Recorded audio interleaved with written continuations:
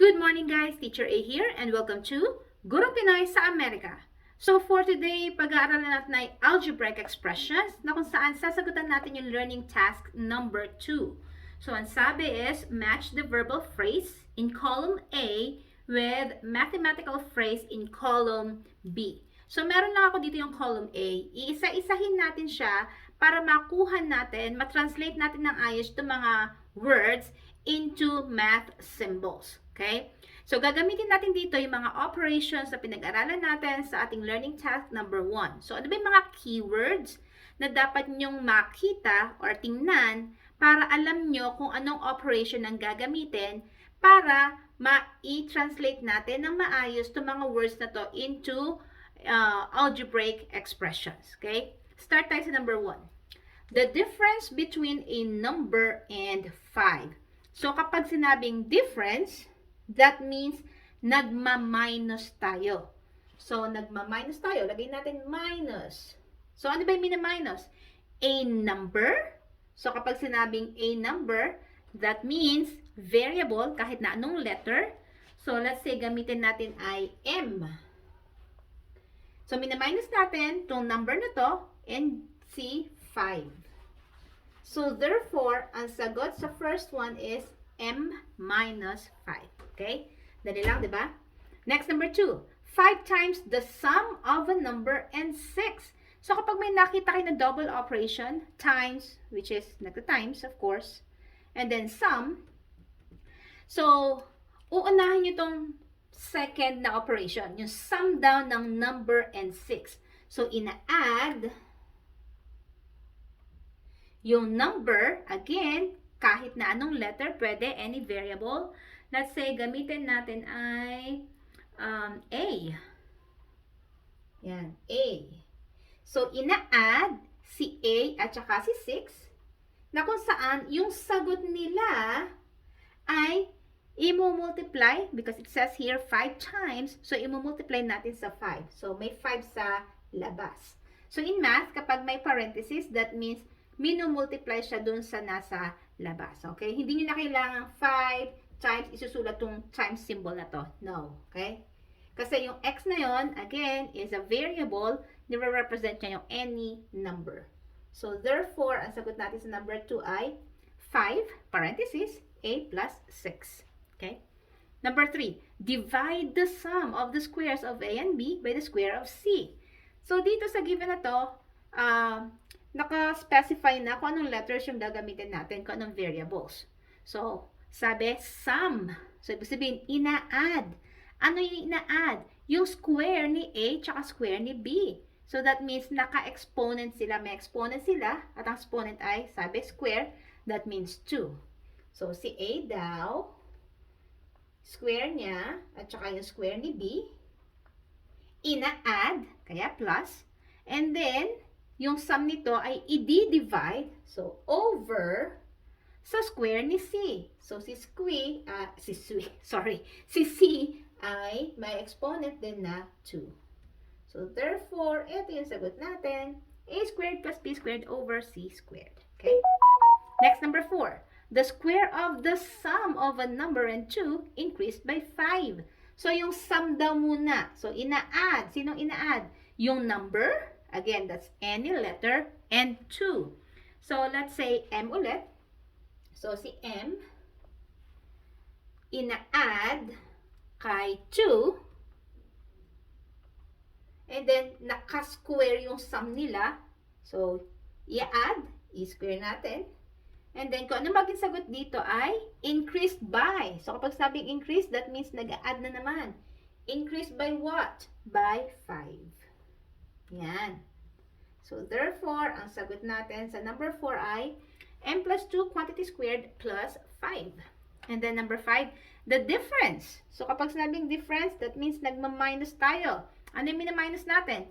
A number, which means any letter, variable, and 6 multiplied by 4. So, mina-minus muna. Ano yung mina-minus? Si 4 at saka any number. So, let's say, gamitin natin bakit ba mina-minus kay 4? 6 pala. Ayun pala si 6. There you go.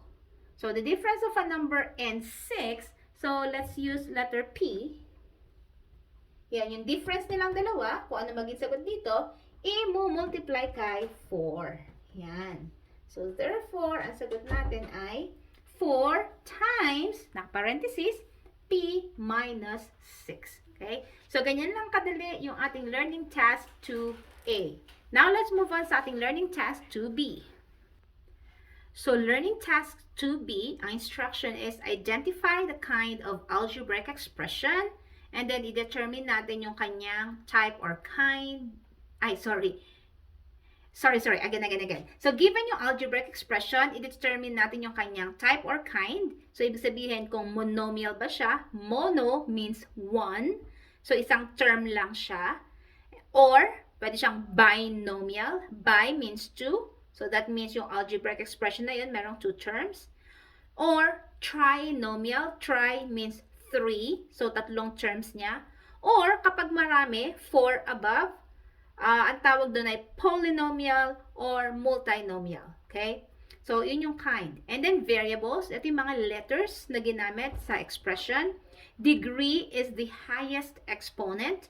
And then, constant, ito yung number lang na may fixed value. Okay, wala siyang kasamang letter or any variable. So, yun yung learning task 2B.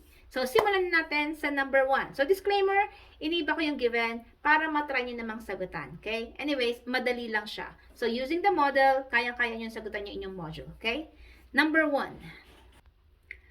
So, ang given natin ay 4x minus 3x cubed minus 10. So, una nating sasagutan, ano bang type ng polynomial to? So, bilangin natin yung number of terms. So, remember, yung term can be a single letter or single number or combination of both separated by plus or minus sign. So, hahanapin nyo lang si plus tsaka si minus tapos bibilangin nyo kung ilan yung terms. So, ito yung minus. Ayan na naman yung minus. So, ilang terms yung pinaghiwalay nila? 1, 2, 3. So, tatlong terms to. So, that means this is a trinomial. Okay? 3. So, trinomial. And then, variables. So, anong letters yung nakikita natin dito? So, that's x. Okay? Degree. Ano ba yung highest exponent? Kapag sinabi exponent, yun yung number na nakasulat sa taas. So, wala tayong nakikita exponent dito. So, that means merong 1 yon. Okay? Ito, 3 ang highest exponent niya. Therefore, ito yung ating degree. So, 3 or third degree. And then, constant. Alin dito yung term na walang kasamang letter, walang kasamang variable? Ay ito, si negative 10. I-include natin yung operation before nun. Yun yung magiging sign niya. So, this is minus 10. Therefore, ang constant natin ay minus or negative 10. Okay? Ganun lang kadali. Next, number 2. So, ang given natin ay 4abc squared plus a squared bc squared minus abc plus 2. So, dito, ano yung type or kind ng polynomial natin? Again, hanapin natin yung mga plus at minus para mabilang natin ng maayos kung ilang terms to. So, yun si plus, si minus, si plus. So, ilan yung pinaghiwalay nila? We have 1, 2, 3, 4. So, meron tayong 4 terms. Ibig sabihin, ang tawag dito ay polynomial. Poly means many. Polynomial. Yan. Next, variables. So, ano mga letters yung nakikita natin dito? We only have A, B, C. Yan. Anong degree? Yung highest exponent. So, medyo nakakalito siya, di ba? So, isa-isahin natin. Yung first term muna natin, ilan yung niya? Highest exponent. So, si A ay merong isa. Si B merong isa. Since isang term sila, pwede nating i-add yung mga exponents ng mga variables. We have 2 plus 1 plus 1 is 4. Ito na ba yung highest exponent? Hindi pa. Check natin to. Ito si 2. Plus another 2 is 4. Tapos may 1 tayo rito kay B na invisible. So, 4 plus 1 ay 5. Ito na ba? Check natin to kabila. Si A may isa, si B may isa, si C may isa. 1 plus 1 plus 1 is 3. So, ano yung highest? 5. So, therefore, ang polynomial natin is of 5th degree. Next, constant. Ano yung ating term na walang kasamang letter. Ayun, si 2. So, therefore, yun ang ating constant. Okay? Next, number 3. So, ang given natin ay y plus 5y squared minus 7y cubed plus 8y to the 4th plus 1. Again, first one is anong type or kind ng polynomial to. Hanapin ulit natin yung mga plus tsaka minus sign para mabilang natin kung ilang terms meron ng given. Yan. So, we have 1, 2, 3, 4, 5. Meron tayong 5 terms. Again, 4 and above. Ang tawag ay polynomial. Yan. So, poly. Poly again means many.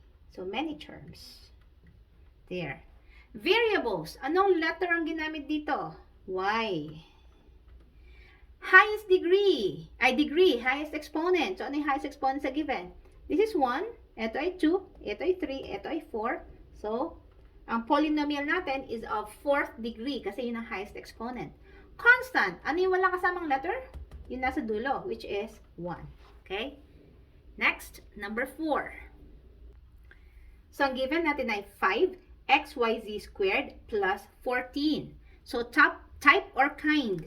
Again, nasaan yung plus or minus? Ayun, isa lang. So, therefore, ilang terms lang meron tayo? We have 1, 2. 2 terms. So, ang tawag doon ay binomial. Bi means 2. Yan, we have 2 terms, so binomial siya. Variables. Ano mga letters yung nakikita nyo sa given expression? We have x, y, z. Next, degree, highest exponent. Since ito ay isang term, so that means i-add natin lahat ng exponents nito. Si x wala tayong nakikita, may invisible na 1. Si y wala tayong nakikita, may invisible na 1. So we have 2 plus 1 plus 1 is 4. So therefore, yung binomial na to is of 4th degree. Constant. So ano rito yung walang kasamang letter? Ayun, si 14. So therefore, si 14 ang ating constant. Okay? Last number 5. Okay, the given is 12. Siya lang, yun na yun. So again, kapag naman sinabing algebraic expression, it can be a single letter, tulad nito. Single number, or a single letter, or combination of both. So dito, meron lang tayong single number, which is 12. So anong kind ng algebraic expression to? So this is what we call, since iisang term lang siya, ang tawag dyan ay monomial. Mono means 1. Okay? So, 1 term lang siya. Variable. May nakikita ba tayong letter? Wala. So, therefore, pwede nyo isulat na none. Okay? Next, degree. So, degree, wala naman tayong variable. Wala siyang may exponent. So, therefore, that's 0. And then, constant natin, syempre, yung given na 12. Kasi wala siyang kasamang letter. So, that's it. Kung natuto kayo sa ating video, learning task number 2 na algebraic expression, kindly give me a like para share to the YouTube sa iba. And if you are not yet a member of my community, I'm inviting you to please subscribe kay Teacher A, Gurong Pinay sa Amerika. And also, pakilike na rin ang aking FB page with the same name, Gurong Pinay sa Amerika by Teacher A. And I promise you, hindi kayo magsisisi kasi pwede nyo akong i-PM ng mga modules nyo or activities na pwede natin gawa ng tutorial video. Okay? That's it for today. See you in my next video. Paalam!